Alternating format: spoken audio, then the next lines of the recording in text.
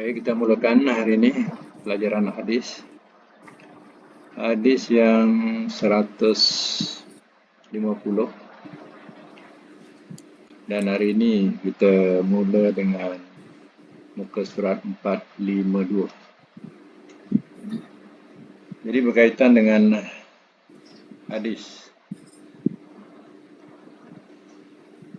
yang kita baca dahulu, iaitu berkaitan dengan orang-orang yang melampau dalam beribadat. Jadi sebenarnya ada setengahnya tu memang kuat, sebab itu dia boleh berkata kepada Rasulullah, dia boleh sanggup satu malam tak tidur untuk dia beribadat. Dan setengahnya memang kuat, sampai dia hari-hari dia puasa. Dia boleh lakukan hari-hari puasa. Sampai ada yang berkahwin dan tidak menyentuh istrinya. Kerana apa? Asyik dengan beribadat. Jadi hal yang seperti ini bila Rasulullah tahu, Rasulullah menasihatkannya, memanglah kuat, tapi ibadat itu tak sebaik apa yang dilakukan oleh Nabi Daud. Kalau nak lakukan juga beribadat, lakukanlah. Kalau kamu kuat, lakukanlah seperti Nabi Daud. Setengah tahun dia berpuasa. Apa sebabnya? Dia puasa sehari, buka sehari. Kalau kamu nak lakukan, lakukanlah. Itu. Dan kalau nak beribadat, tak ada yang beribadat lebih baik melainkan ibadat Nabi Daud. Dia tidur separuh malam dan separuhnya dia beribadat kepada Allah. Jadi di antara mereka pun ada yang hebat. Satu malam khatam 30 juzuk Quran. Satu malam, setiap malam. Jadi bila Rasul dengar, buatlah sebulan sekali. Kemudian ataupun kata mereka, saya mampu Rasulullah. Mana mampu tu, memang dia boleh lakukan satu malam 30 juzuk habis Quran. Jadi kalau kau nak juga lakukanlah sebulan sekali. Oh, aku mampu Rasulullah. Kalau macam tu 20 hari sekali. Aku mampu Rasulullah. Kalau macam tu 7 hari sekali. Nah, itu yang paling pendek, 7 hari sekali. Dan Nabi katakan, kamu ada hak kepada anakmu, isterimu, dan hak kepada tetanggamu dan lainnya. Jadi artinya tak boleh kita mementingkan diri sendiri dalam beribadat. Jadi itu dikatakan hebat setengah-setengah orang. Dia boleh khatam tetap malam 30 juzuk, tapi Nabi tak izinkan melakukan demikian. Sebab dia akan menghilangkan hak diri sendiri. Jadi kita jangan melampau-lampau. Nabi adalah orang yang paling nak kira baik. Nabi lah orang yang paling baik yang boleh dicontohi. Sedangkan Nabi pun tidak lakukan demikian. Nabi juga berpuasa, Nabi juga makan, Nabi juga tidur, Nabi juga bangun malam. Artinya dia tidak melampau-lampau.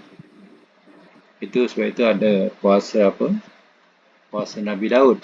Nabi terangkan puasa Nabi Daud. Kalau kau nak juga, puasalah seperti Nabi Daud. Tapi jangan puasa hari-hari. Tapi akhirnya dalam hadis yang kita baca yang lalu, akhirnya mereka ni menyesal bila dah tua. Kalau dia dengar dulu cakap Rasul kan baik, nasihat Rasul tu. Mana bila dah tua memang tak larat pun nak lakukan. Walaupun dia kata, oh kami tak aku, kami tahan Rasulullah, kami ya sanggup boleh buat. Bila dah tua, ya, baru dia tahu.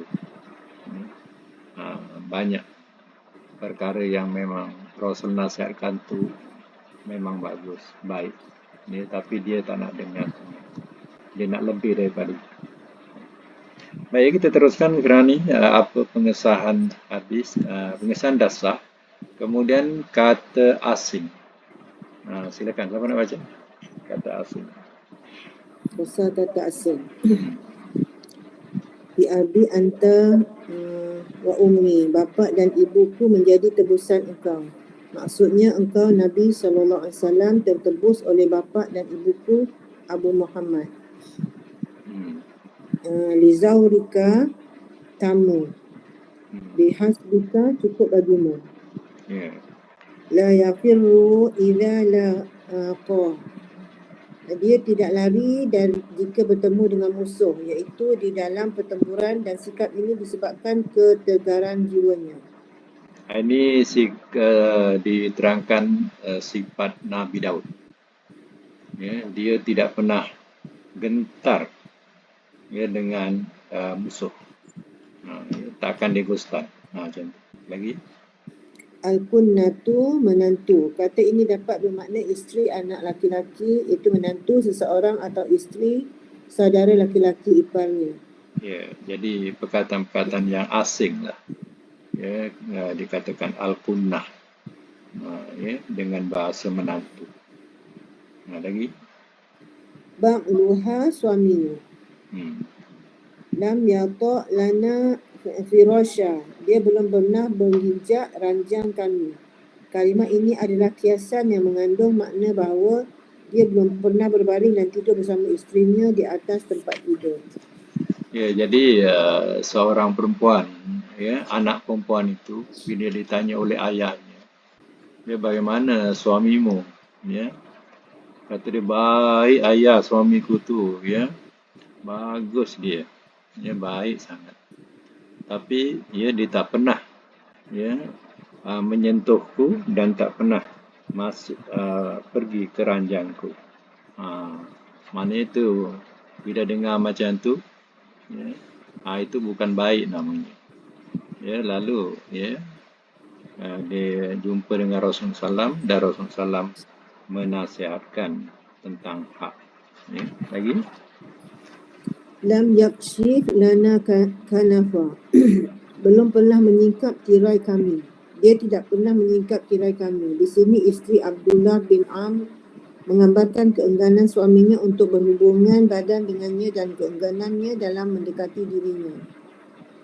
Tidak hanya itu, dia menggambarkan sikap suaminya yang tidak mengawasi dan memperhatikan dirinya seperti yang selayaknya dilakukan para suami terhadap isteri-isterinya. Ini pasal apa? Melampau-lampau dalam beribadat. Ya, dia pentingkan diri dia dengan Tuhan. Hak-hak diabaikan. Jadi ini bukan baik namanya.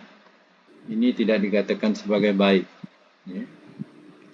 Baik itu ya bila dia menunaikan hak-hak, ya, tanggungjawab dia. Lagi? Kandungan hadis. Diperbolehkan menyampaikan berita untuk tujuan melakukan perbaikan ataupun untuk meminta fatwa. Oleh kerana itu, Rasulullah SAW diberitahu mengenai ucapan Abdullah bin Amr bin Al-Ash radhiyallahu anhu. Maknanya dalam, ya, kita boleh menyampaikan berita kalau hal itu, ya, perlukan kepada fatwa ataupun kepada keterangan atau penjelasan, perlu, ya, kita ceritakan berita itu. Ya. Tetapi sebaiknya jangan kita namakan orang. Ya, ada si fulan tu. Ya, dia macam itulah bahasa dia. Ada si fulan tu, ya, dia tak ada tidur malam. Biasa sembahyang ya. Ataupun ya, ada si fulan itu, ya, dia ya kisahkan diri dia ya, tak kisahkan orang lain. Jadi hal-hal macam tu mintakan penjelasan atau keterangan. Elok jangan disebut nama. Lagi? Tidak mengapa seseorang mengatakan bi abi anta wa ummi, bapa dan ibuku menjadi tebusan engkau. Ya.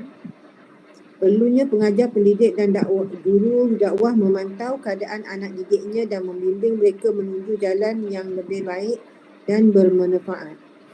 Ya, itu ya, yang sebaiknya dan sepatutnya. Ya, jadi terkadang ya seseorang itu rajin belajar, tapi ya tak nampak jalan ya kebenaran. Ya rajin belajar, ya tapi jalan kebenaran yang dibawa oleh Rasul tak nampak. Ya melainkan amalan-amalan yang hanya turutan-turutan saja, ikut-ikutan, tak ada dalil. Ini hal-hal macam ini ya perlulah dimaklum, dibimbing ya supaya ia dapat ilmu yang bermanfaat. Lagi? Keluasan rahmat Allah Subhanahu Wa Taala terhadap hamba-hambanya iaitu dengan membalas satu kebaikan dengan ganjaran 10 kali lipatnya. Ini satu dibalas 10. Sebab itu Nabi kata, yes, barang siapa yang berpuasa ya sebulan Ramadan dan diiringi dengan 6 hari bulan Syawal, ya seolah-olahnya saat dia berpuasa 1 tahun. Jadi bagaimana kiraannya? Ya, kiraannya macam itulah, 1 dibayar 10, dibalas 10. Jadi kalau 30 hari contohnya dah ada 300. Kemudian ada 6 hari dah kira 60. Jadi 360 sama dengan 1 tahun. Sebab itu diiringi dengan 6 hari, ya, maka sama dengan kita puasa 1 tahun. Itu 1 dibalas 10. Ya. Lagi? Dibolehkan datang bertanya kepada ulama atau mufti untuk menjelaskan satu kondisi yang terkadang dia tidak mengetahui secara jelas.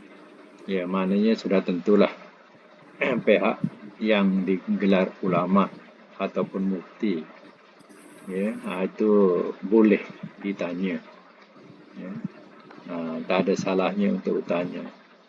Tapi kadang ya tengoklah macam keadaan sekarang ini, kadang ada mufti ini dia ada pahaman sendiri. Ya. Jadi ya bila ditanya, ya maka dia akan membawa kepada amalan puak dia. Ya, ini yang macam ini kita tak boleh ikutlah mufti macam ni. Ya. Kalau mufti itu berdasarkan ya sunnah, ada dalilnya, Quran atau hadis, tak apa. Ini kadang ada setengah mufti itu dia nak menegakkan amalan dia, ya, amalan tarekat dia, maka fatwanya semua menjurus kepada tarekat dia.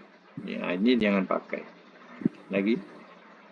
Yang sempurna dan lebih baik adalah mengikut manhaj untuk cara beragama dan amal perbuatan para Nabi sallallahu alaihi wasallam. Itulah itu yang dikatakan yang sempurna. Yang sempurna kena ikut ya, cara beragama yang dibuat oleh Nabi, bukan oleh tuan guru kita. Ya. Ada satu ya, video daripada Habib, suruh sebarkan. Ya, video tu suruh sebarkan.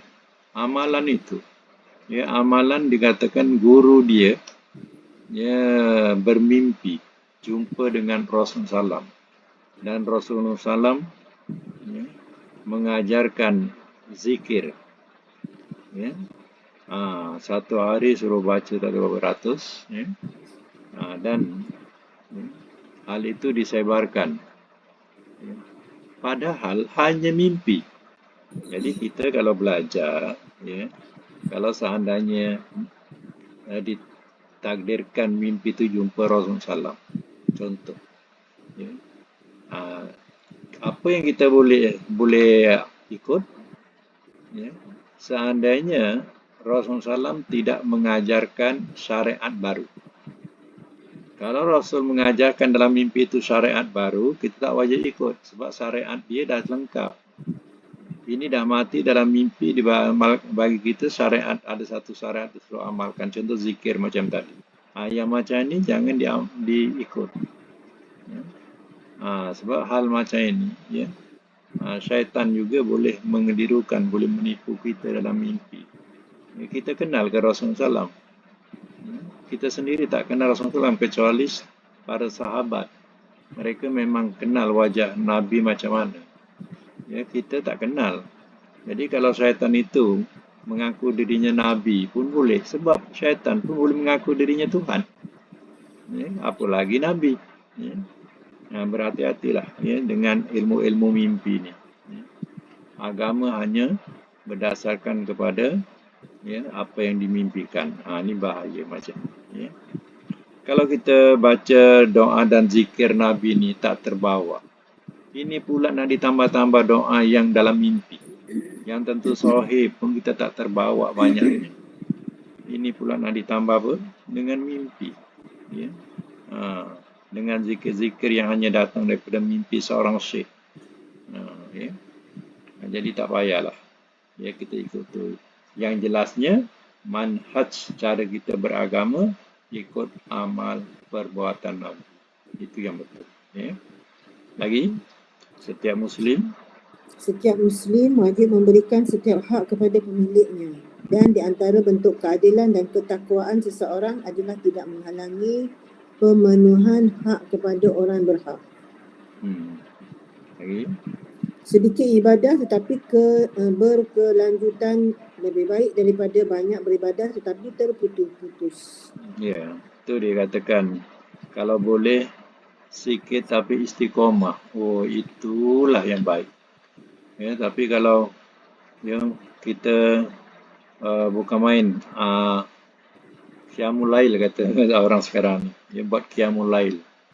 Seminggu atau 10 hari buat qiyamul lail. Lepas tu senyap. Tak buat pun.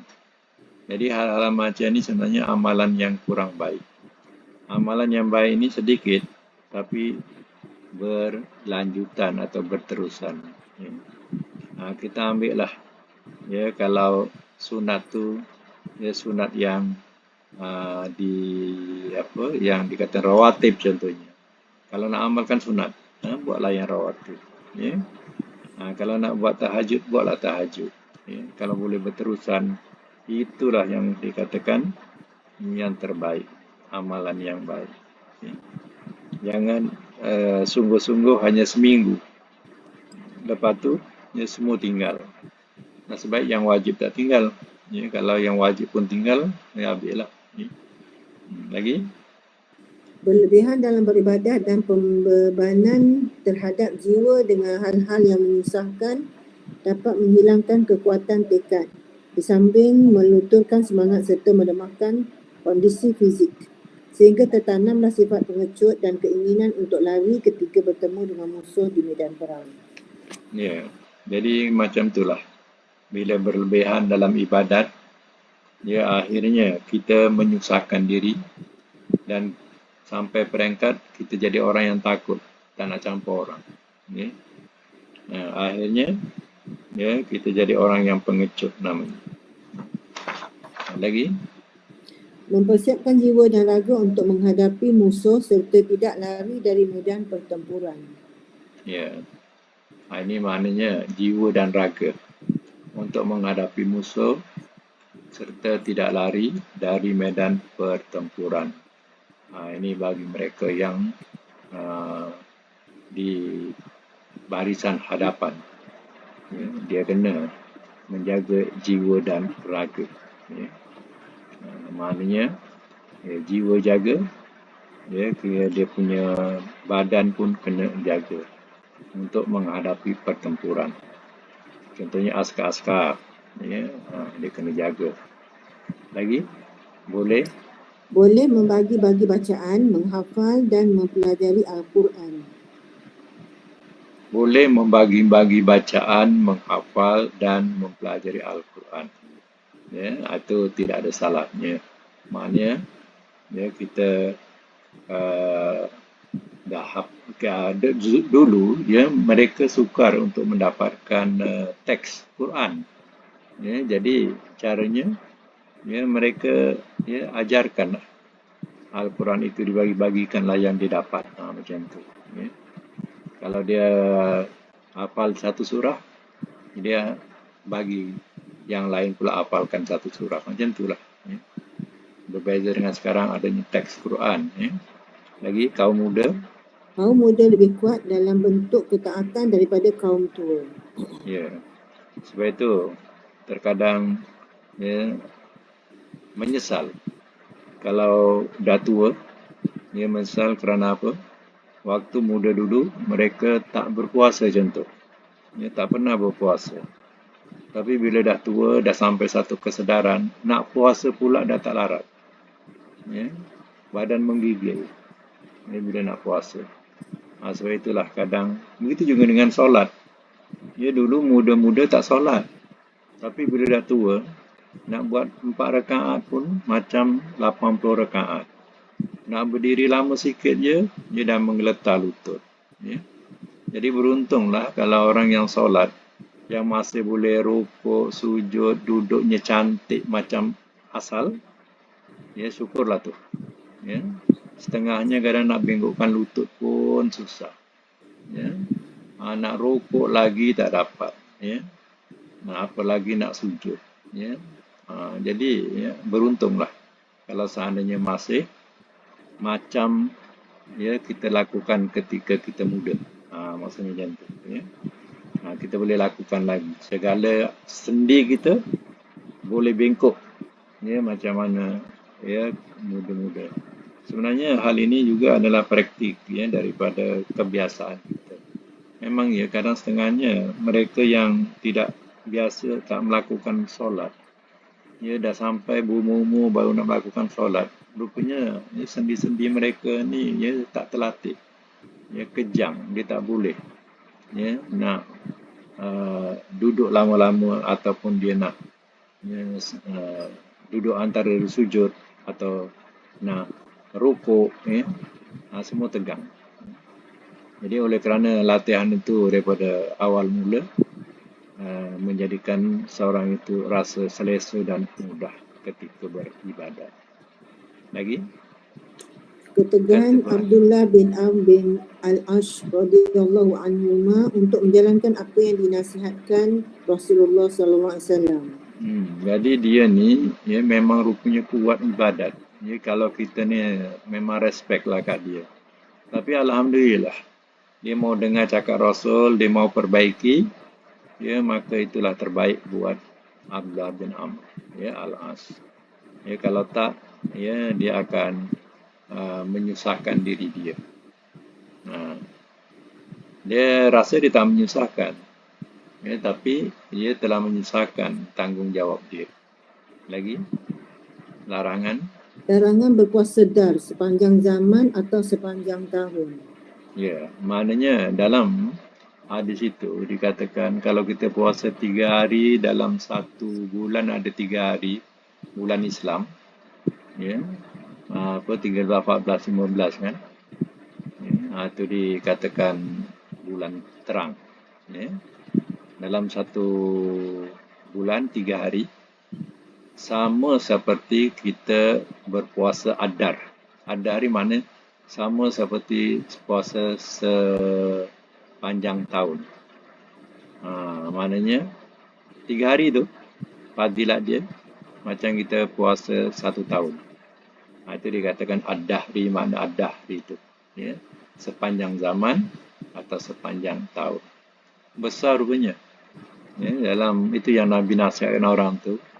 Ya, berpuasalah dalam 1 bulan tu 3 hari sekali.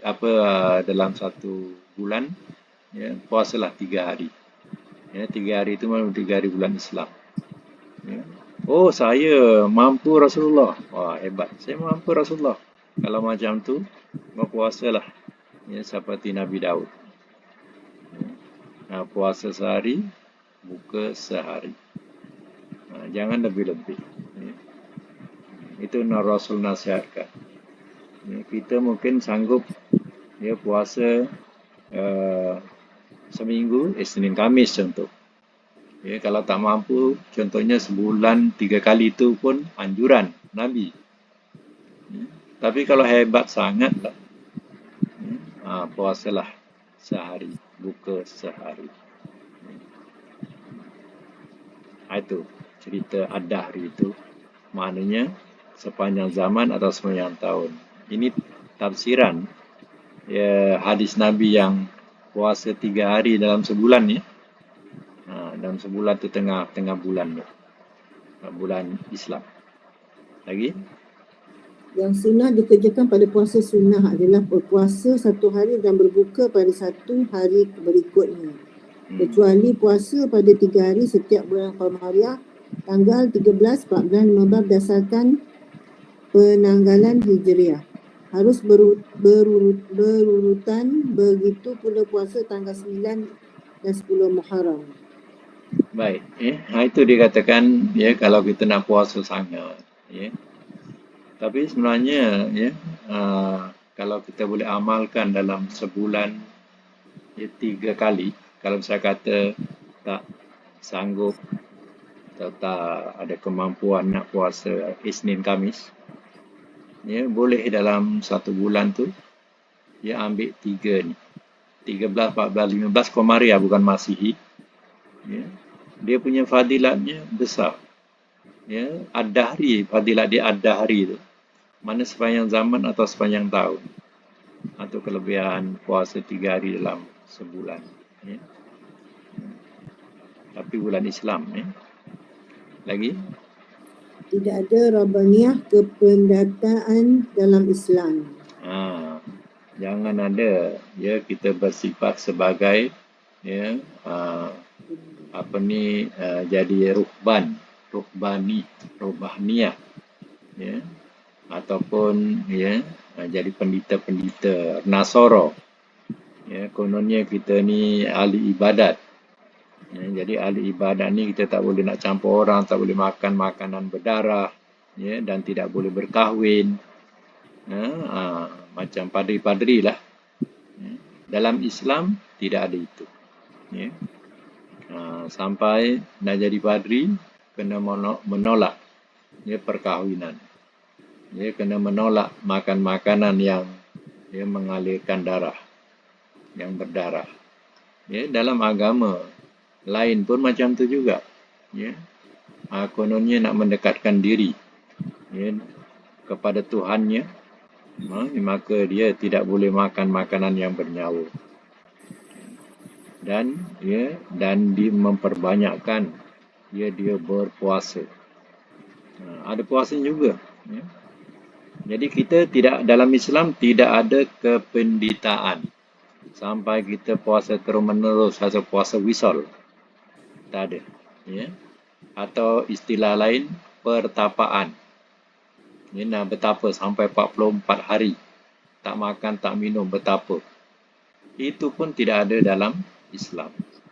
Jangan kita melampau-lampau sehingga kita tidak ada dapat pahala di sisi Allah. Lagi dianjurkan mengucap kalimah sindiran ketika menyampaikan hal-hal terkait hubungan badan dan segala hal yang menyangkut wanita. Maknanya jangan kita menggunakan bahasa-bahasa yang direct. Gunakanlah bahasa-bahasa sindiran ataupun kinayah. Bahasa-bahasa yang tidak menyentuh dengan terutama hal-hal yang mencarut. Kita tidak direct menyebutnya, tapi kalau ada pendakwa-pendakwa yang biasa cakap direct macam tu, itu memang tidak faham kesopanan dalam dakwah. Contoh macam perempuan itu mengatakan kepada ayahnya dia tidak berhubung badan. Jadi bahasa-bahasa macam tu dah tahulah tak berhubung badan macam tu. Artinya bahasa-bahasa yang indah, kias. Itu dikatakan sebagai cara yang baik dalam kita menggunakan bahasa. Lagi? Penjelasan mengenai etika dalam menyampaikan keluhan. Lagi? Islam adalah agama yang penuh dengan kesederhanaan dan kemudahan serta berusaha menghilangkan kesulitan dan menegakkan kejenuhan. Itu dia katakan di sini. Ya.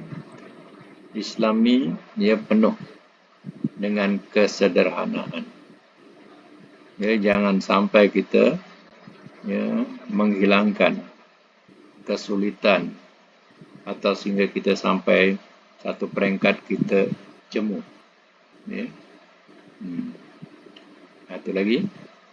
Dianjurkan menanyakan isteri, anak, menantu tentang hal-hal yang merugikan dirinya serta menyuruhnya untuk mengerjakan hal-hal yang bermanfaat. Ya. Dianjurkan menanyakan isteri, anak atau menantu tentang hal yang merugikan diri. Macam contoh si bapa tadi, bagus tak anak? Apa bagus tak suamimu? Bagus saya, kata dia. Yang kata bagus saya.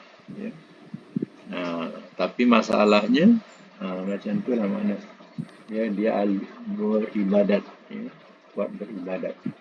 Tapi tidak kisahkan bini dia. Kejap ada orang ketuk pintu.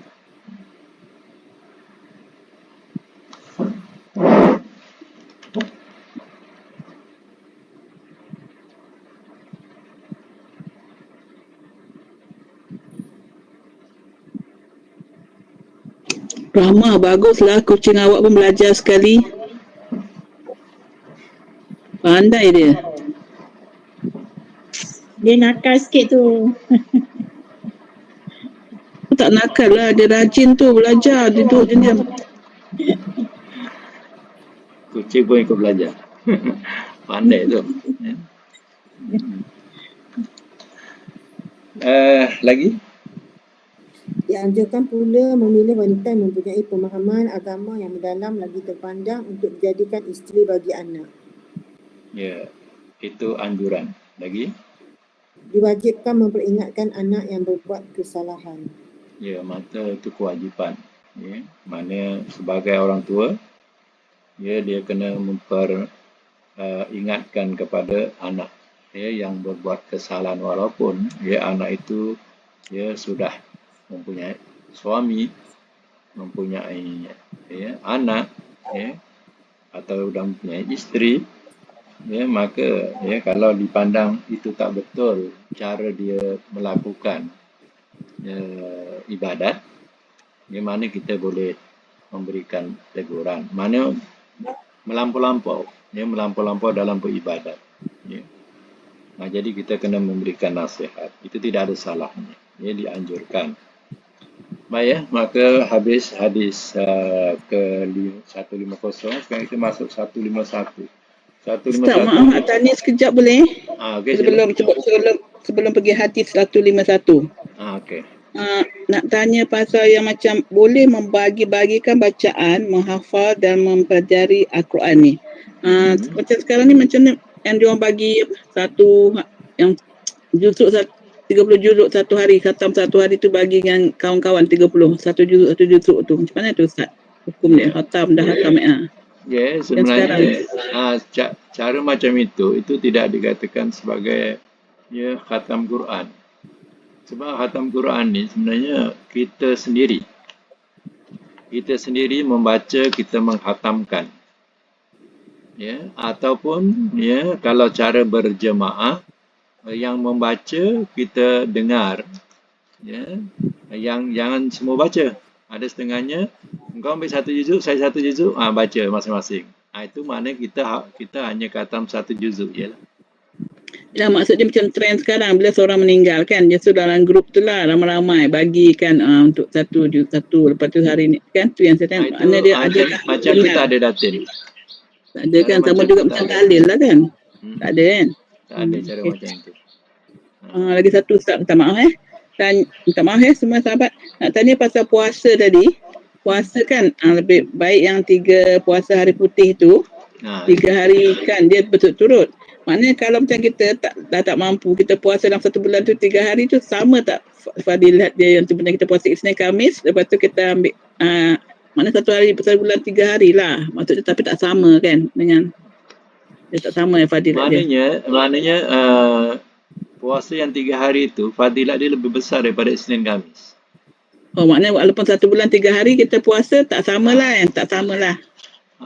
Maknanya lebih besar fadilatnya yang 3 hari itu daripada kita puasa Yang Isnin berterusan. dan Khamis. Okey. Terima kasih Ustaz. Itu je. Maaf ya semua. Tak apa, yang lain pun nak dengar. Baik hadis 151 ni, hadis 151 ni hadis panjang ya, kita baca makna boleh tak? Makna daripada cerita hadis ni macam mana? Dari Abi Ribai. Rabi'i, Hanzalah bin Rabi'i, Hanzalah bin Rabi'i Al-Husaidi Al-Khatib, salah seorang juru tulis Rasulullah SAW, ia bertutur, Abu Bakar radhiyallahu anhu pernah menemuiku, lalu dia bertanya, bagaimana keadaanmu hai Hanzalah? Aku menjawab, Hanzalah telah melakukan kemunafikan. Abu Bakar pun menyahut, Subhanahu wa ta'ala, Maha suci Allah, apa yang kamu katakan tadi? Aku menjelaskan ketika kami berada bersama Rasulullah, beliau mengingatkan kita tentang syurga dan neraka, seakan-akan kita melihat keduanya dengan mata kepala sendiri. Namun tak kala keluar dari hadapan beliau, kita pun sibuk mengurusi isteri dan anak-anak serta berbagai urusan kehidupan duniawi. Sehingga banyak hal yang kita lupa dari apa yang telah beliau ingatkan. Lalu Abu Bakar radhiyallahu anhu menanggapi, demi Allah sesungguhnya kami juga mengalami hal serupa. Kemudian aku dan Abu Bakar berangkat pergi dari tempat itu hingga kami masuk ke tempat Rasulullah SAW dan aku mengeluhkan, Hanzalah telah melakukan kemunafikan, wahai Rasulullah. Lantas Rasulullah SAW bertanya, apa maksud perkataanmu? Aku pun menjawab, wahai Rasulullah, ketika kami berada bersamamu, engkau mengingatkan kami tentang syurga dan neraka, seakan-akan kami melihat keduanya dengan mata kepala sendiri. Namun tak kala keluar dari hadapanmu, kami pun sibuk mengurusi isteri dan anak-anak serta berbagai urusan kehidupan duniawi. Sehingga banyak hal yang kami lupa dari apa yang telah engkau ingatkan. Maka Rasulullah SAW bersabda, demi Rabb yang jiwaku berada di tangannya, andai kata kalian tetap seperti keadaan kalian di hadapanku dan selalu ingat kepadanya, nescaya para malaikat akan menjabat tangan kalian di tempat-tempat tidur dan di jalan-jalan kalian. Akan tetapi, hai Hanzalah, tabiat manusia adalah sesaat begini dan sesaat begitu. Beliau mengucapkan 3 kali hadis riwayat Muslim. Ya. Ini berkaitan dengan seseorang. Ya, apa yang dipelajari. Seolah-olah, contohnya kalau belajar berkaitan cerita surga, seolah-olah seronoknya kita dalam surga. Bila diceritakan hal neraka, oh gerun kita. Ya. Tapi bila keluar daripada kuliah, maka kita pun lupa cerita tu. Kita sibuk dengan urusan keliling kita. Jadi adakah hal ini menyalahi? Sebenarnya tidak. Hal ini tidak menyalahi. Sebabnya itu adalah hak dan tanggungjawab untuk menguruskannya. Maknanya bukan kita bila dengar cerita surga ataupun cerita neraka, lalu kita pun tinggalkan dunia. Kita abaikan dunia. Itu dah salah. Jadi hal-hal yang berkaitan dengan urusan dunia, maka uruskanlah dunia itu. Tapi jangan lupa urusan akhirat. Itu maksudnya tanggungjawab, kewajipan kita kepada Allah Ta'ala. Itu yang dikatakan berusahalah untuk duniamu seolah-olah engkau akan hidup selama-lamanya, dan beribadatlah untuk akhiratmu seolah-olah engkau akan mati esok hari. Macam itulah dia punya, bila hal beribadat kita khusyuk. Bila hal dunia, ya, kita benar-benar uruskan dengan sebaik-baiknya. Seolah-olah kita nak hidup selama-lamanya. Macam itulah. Mana dalam mengusahakan tu sungguh-sungguh. Ya. Lagi? Lapas asafna. Kami sibuk mengurusi ad-dhai'atu, berbagai urusan kehidupan. Pengesahan hadis. Okey, kosa kata asing. Nafaqah telah melakukan kemunafikan, iaitu takut dirinya terjerumus ke dalam sistem munafik. Mana taklah munafik, tapi takut terjerumus ke lembah munafik. Ya. Lagi? Kandungan hadis dianjurkan menanyakan keadaan saudara kita. Selayaknya bagi setiap hamba mengawasi, mengintrospeksi dan memperhatikan keadaan dirinya sendiri. Boleh mengucapkan subhanahu wa ta'ala ketika kaget terhadap sesuatu. Maknanya kalau kaget tu memang terkejut lah. Kalau kita terkejut tu boleh kita subhanallah. Ya? Benda-benda yang menggemparkan atau mengejutkan. Ya? Kita boleh ucapkan subhanallah. Lagi? Diperintahkan kepada seorang alim yang berilmu pengetahuan agama untuk melembutkan hati para sahabatnya dan mengingatkan mereka akan hal-hal yang dapat menyucikan diri. Itu ya adalah baik. Ya, maknanya kita kena kadang ada masa-masa ya, kita kena mengingatkan seseorang dengan perkara yang boleh menyucikan diri. Ya. Sebab apa? Manusia ni kan sentiasa didorong untuk melakukan kejahatan. Melainkan kita saling nasihat menasihati. Kata Nabi Yusuf, innan nafsa la'ammaratu bisu. Sesungguhnya nafsu itu memang sangat mengajak kepada kejahatan. Ila man rahimallah, melainkan Allah rahmati. Jadi kalau ikut nafsu tu memang dia sentiasa nak mengajak buat jahat. Tapi hanya rahim Tuhan, kasih Tuhan. Itu kata Nabi Yusuf alaihissalam. Lagi? Sepatutnya seorang alim bersikap bijak dalam menangani dan mencari solusi bagi segala urusan, baik bersifat duniawi maupun ukhrawi. Dunia dapat melalaikan seorang hamba dari kehidupan akhirat. Jika seseorang sudah terperangkap oleh kelazatan dan kenikmatannya, nescaya dia akan lupa terhadap akhirat. Sedangkan bagi orang yang menyadari kekhilafan dirinya, maka dia akan selamat. Hati manusia selalu berubah-ubah dari satu keadaan kepada keadaan yang lain. Ya. Itu mana kadang dunia ini memang kalau nak diikutkan, kan Allah katakan lahwan wala'iban. Kehidupan dunia lahwan wala'iban. Maknanya kelalaian dan gurau senda. Jadi kalau dihabiskan dunia itu, itulah kehidupan dunia. Dengan kelalaian dan dengan penuh gurau senda. Habis di situ. Hanya mereka yang ingatkan akhirat, maka dia boleh melepaskan kelazatan dunia itu. Kalau diikutkan dunia, hanyut dia. Jadi sebab itu hati manusia ni dikatakan apa? Berubah-ubah.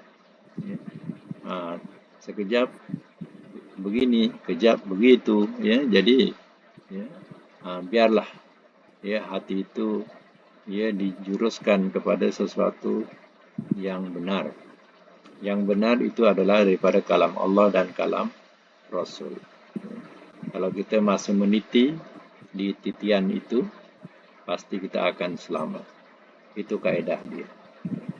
Lagi, manusia tidak akan dapat melihat para malaikat dalam bentuk aslinya di dunia. Tapi Rasul pernah dapat melihat Jibril dengan rupa asal 2 kali.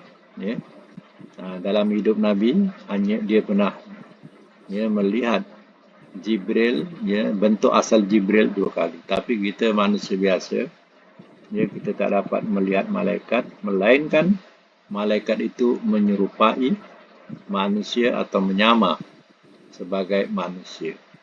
Maka kita akan dapat melihat. Itu pun kita tak menuduh malaikat. Kita katakan manusia.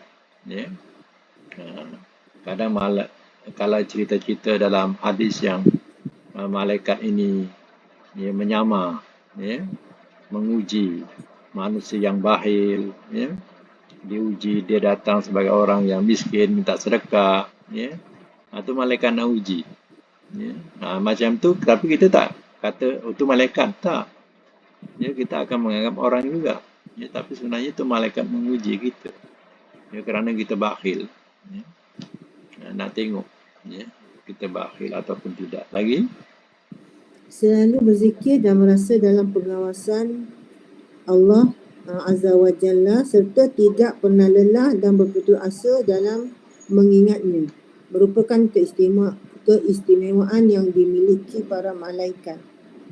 Kalau seorang itu melakukan solat 5 waktu, artinya dia adalah orang yang sentiasa ingat pada Allah. Orang yang sentiasa zikir pada Allah. Hal inilah yang dikatakan merupakan satu keistimewaan yang dimiliki oleh malaikat. Sebab malaikat juga adalah makhluk yang sentiasa mengingati Allah. Lagi, orang yang berakal harus bisa membagi-bagi waktunya. Waktu bermunajat kepada Rabbnya, waktu berintrospeksi diri, waktu memikirkan berbagai ciptaannya dan waktu mencari makan dan minum. Itu dikatakan kita kena bagi waktu ataupun dikatakan sebagai hak-hak kepada diri kita. Jangan kita habiskan waktu dengan kita melakukan ibadat semata-mata, tapi kita meninggalkan kewajipan-kewajipan lainnya. Itu salah. Sebab itu ada waktu untuk Tuhan kita, ada waktu untuk kita menguruskan diri kita, ada waktu kita untuk memikirkan ciptaan Allah. Begitu juga yang tentang ada waktu kita nak memikirkan tentang makan dan minum. Lagi? Islam adalah agama fitrah, sederhana dan penuh keseimbangan. Juga agama yang menggabungkan antara kepentingan dunia dan akhirat serta menyatukan antara tuntutan roh dan jasad. Itu yang dikatakan oleh Nabi. Islam itu agama wasaton, agama pertengahan. Kenapa dikatakan umatan wasaton, umat yang pertengahan? Sebab kalau nak jadi umat Nabi, dia tidak melampau-lampau dalam beribadat sehingga dia jadi Nasara. Dan dia tidak melampau-lampau dalam keduniaan sehingga dia jadi Yahudi. Jadi sebab itu Yahudi, agama Yahudi ini lebih kepada kepentingannya ialah dunia semata-mata. Dan agama Nasara pula, kepentingannya lebih kepada akhirat semata-mata. Sebelum perang salib. Mereka punya agama, mereka tak fikirkan hal-hal dunia. Mereka fikirkan ialah kepada Tuhannya atau beribadat kepada Tuhannya. Sehinggalah dia memisahkan antara agama dan politik. Jadi bila mereka memisahkan agama dan politik, politik tak boleh masuk campur agama. Pada masa itu pemerintah lain, ahli agama dah lain. Pada masa itu pemerintah lebih zalim dan menganiaya ahli agama. Akhirnya barulah mereka sedar bahawa rupanya agama tidak boleh dipisahkan dengan politik. Kalau tak, asalnya mereka hanya pentingkan agama saja. Tak pernah perintah-perintah. Akhirnya mereka kena tindas. Jadi, sebab itu Nabi kata, dikatakan dalam Quran juga menyebut umatan wasaton. agama umat yang pertengahan, tidak ke Yahudian, ya, dan tidak ke Nasronian. Ke Yahudian ni maknanya Yahudi hanya pentingkan dunia semata-mata, dan tidak ke Nasronian yang hanya mementingkan akhirat semata-mata. Jadi kita dalam kehidupan Islam ini adalah agama fitrah yang sederhana. Hidup di dunia, ambil dunia, tapi wala tansa nasibak wabtaghi fima atakumud darul akhirah wala tansa nasibaka minad dunya. Tuntutlah untuk akhiratmu, tapi jangan kamu lupa bagian kamu di dunia. Itulah umatan wasata. Jadi sampai situ dulu. Akan datang kita akan sambung dengan hadis selanjutnya, iaitu hadis 152 insya-Allah. Dan kita tangguhkan kuliah kita sehingga Ustaz, maaf. raya. Ya. Satu soalan lagi boleh? Satu soalan lagi boleh? Sila. Maaf Ustaz masa sikit-sikit lagi. Okey, yang tadi tanya pasal puasa, dah alang-alang kan dia timbul pada kesederhanaan ni. Puasa Syawal ni, puasa Syawal lah 6 hari tu, dia fadilat dia sama ke kalau kita putuskan boleh selang-selang jadi 6 hari dengan kita teruskan? Ya. Maknanya Nabi tidak mengatakan mutatabi'ain atau berturut-turut, tak ada ya. Maksudnya jadi artinya asal dia masih dalam bulan Syawal. Itulah saya tengok. Kita akan dapat fadilat 6 Syawal itu. Tadi saya tengok kalender, saya ingatkan nak puasa terus. Bulan depan, so jadi kan Isnin, jadi ada yang 13, 14, 15, 16, 15 tu kan. Dia hari putih. Maksudnya kita boleh ambil sekali hari putih dengan Syawal kan. Itulah. Kan sederhana ambil sekali kan. Yang 2 minggu tu dia berturut Isnin, Selasa, Rabu kan. Lepas tu kita putus 3, ambil awal 3. Oh maknanya dia sama lah. Jadi 6 hari sebelum kan. Dalam masa Syawal. Okay. Kita kalau nak ambil Syawal, kita maknanya kita hanya niatkan untuk Syawal. Syawal lah, tapi kalau kita nak ambil yang 3 hari putih itu khas untuk itulah. Nah, maksudnya kita niat Syawal tapi sempena hari itulah yang bagus kan. Macam tu boleh kan Ustaz? Macam Isnin kita kan ada orang Isnin, Khamis ni jadi 6 hari kan. Mana dia? Niat dia Syawal, puasa Syawal. Okey kan? Niat puasa Syawal. Tapi macam mana kalau orang yang sekarang ni bertingkah tentang dalam puasa dia niat sekali. Setahu saya dulu kalau kita kena habiskan qada dulu kan, baru puasa ganti, baru kita puasa sunat kan. Tapi sekarang disatukan serta satu niat tu. Macam mana tu Ustaz? Kalau kita ada puasa ganti itu boleh pada bulan-bulan lain. Tak, maksud dia kan budak-budak sekarang nak terang kepada anak-anak lah. Pasal dia kata boleh-bolehkah ada Ustaz kata yang ganti puasa kan, puasa dia spirit lah kan dalam tu. Jadi dia niatkan serta sekali. Saya boleh. Kata tak boleh kan? Wajib dengan sunat tu tidak boleh disertakan. Tu saya kata puasa mungkin macam kita say, itu terserah pada Allah. Tapi niat kita mesti puasa Syawal. Yang fadilat ke apa tu Allah yang tentukan sempena hari Isnin ataupun tu kan. Betul saya cakap terang macam tu. Kalau puasa qada, mana qada tu kita jangan samakan dengan yang sunat tu lah, maknanya sekalikan. Satu niat. Tapi sekarang ni sebab kata boleh jadi dia dapat itu terserah pada Allah. Dia nanti kena ganti dulu baru dah kita puasa dulu lah kita orang kan. Ganti dulu. Ganti tu kemudian boleh. Sebab apa? Ganti ni bulan-bulan lain boleh lagi. Tapi hanya Syawal ni dia hanya jatuh pada bulan Syawal saja. Dia ambil fadilat Syawal dulu. Tapi saya suruh macam ni Ustaz, bagi saya pula, saya kata dengan anak saya, ganti dulu. Pasal ajar tak tentu. Yang sunat tu kemudian kalau tempat buat, boleh buat kan. Saya kata, macam tu. Mungkin macam tu. Tetapi kena ingat, kalau kita ada niat nak melakukan, walaupun kita dah mati tak dapat buat, tapi niat itu dah dicatat. Tak, maksud dia kena, yang afdal ganti dulu ke yang sunat tu dulu? Kalau Syawal, kita afdal ambil Syawal dulu. Sunat Syawal dululah. Sebab yang ganti tu kita memang ada niat untuk membayar, tak ada salahnya. Oh, okey. Itu nak terang, nak penjelasan je. Okey. Makna puasa Syawal dululah. Okay. Terima kasih Ustaz. Okey. Jadi itu saja kita tangguhkan sehingga selepas hari raya, nanti dimaklumkanlah selepas hari raya bila kita nak mula balik ya. Jadi